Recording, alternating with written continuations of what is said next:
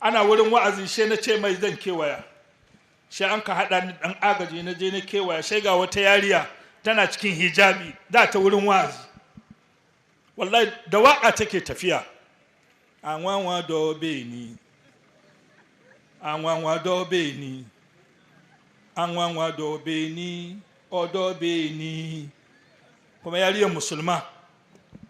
mini yesu atina, mina na nantie, mafa yesu se, madam fopa,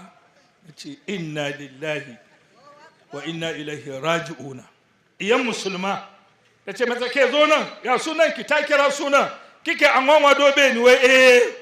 to tun tana jaririya an ka gwada mata waƙan anwanwa dobe ni.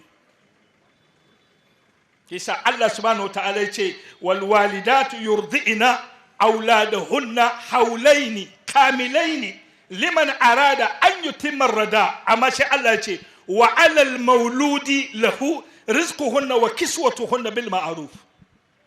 Baba kai da ka tashi ka je ka yi aiki ka nemo kuɗi ka kawo a duba yaronka, ka ba yaronka abinci da safe, ka ba shi da rana, ka ba shi da daddare, ka ba yaro education